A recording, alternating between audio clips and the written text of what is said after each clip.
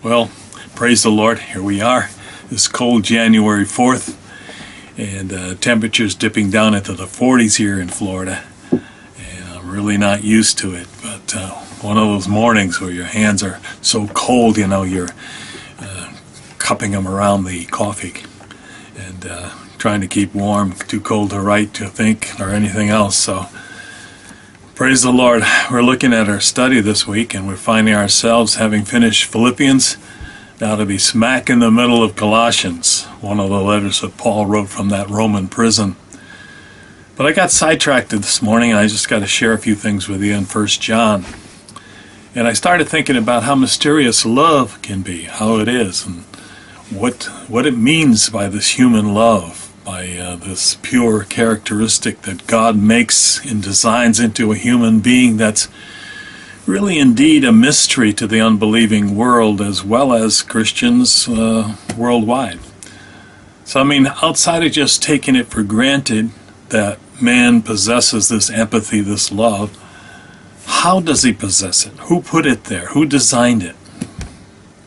And I got to look around myself here. I live in a small trailer park here in Florida, and there's a neighborhood woman I know has this handicapped son, and both her and her husband, and they live with this handicapped son, and all their life has been pretty much poured into this son, and they're living here by the highway, not really in dire poverty, but living as one of those cluttered little lives that we live here in a small space. And she often speaks about her handicapped son as being one who is not old and declining, but one that's progressing. And even though he's in his 50s, he's pretty much doomed to be limited. But her and her husband are still believing and still trusting in the Lord that he's going to be taken care of.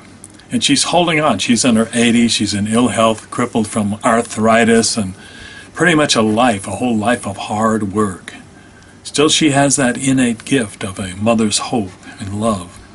A hope that no matter how bad things get, man, her Tommy's going to live to be fine in life. And fine if she can just keep caring and loving, and if she can stay alive to care for him.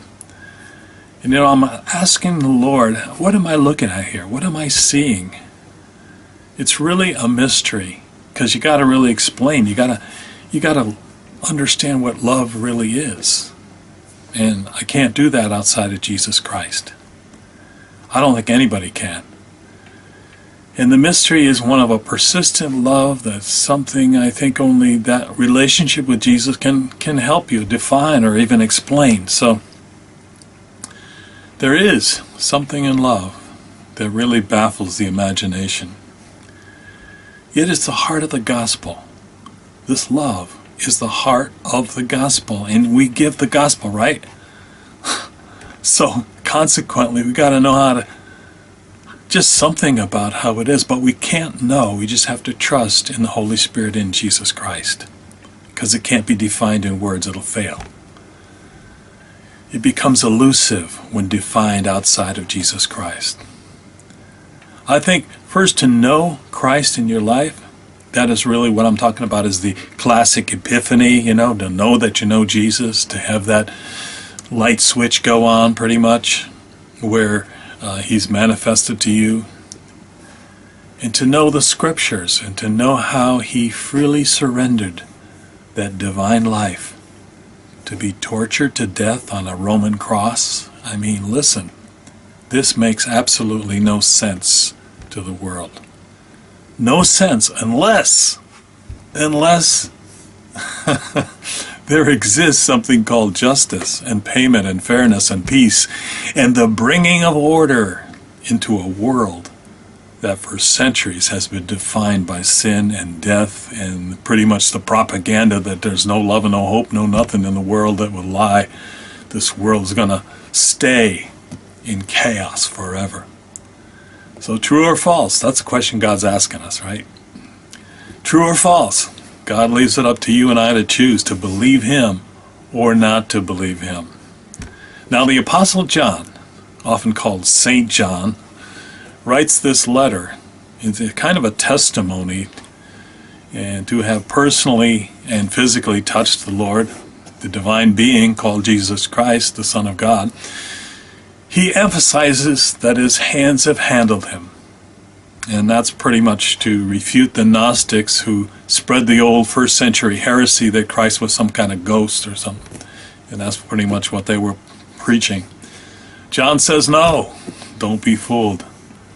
So let's just, for a minute here, let's go ahead and read 1 John chapters 1 and 2, chapter 1, verse 2.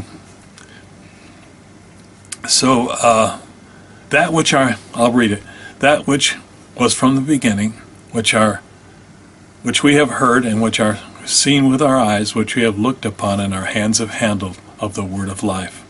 For the life was manifested, and we've seen it, and bear witness, and showed unto you that eternal life, which was with the Father, and was manifested unto us. That which we have seen and heard declare we unto you, that you also may have fellowship with us. And truly our fellowship is with the Father, and with his Son, Jesus Christ. So John, listen, this respected apostle, he lived in the first century, they say to an advanced age. He was old, and he gave them hope because he was the last remaining apostle in the church of Ephesus at that time who had actually walked and touched and seen Jesus Christ with his eyes, physically, okay? Paul didn't have that luxury of having walked with Jesus, and yet the Holy Spirit gave him the gospel to spread throughout the known world.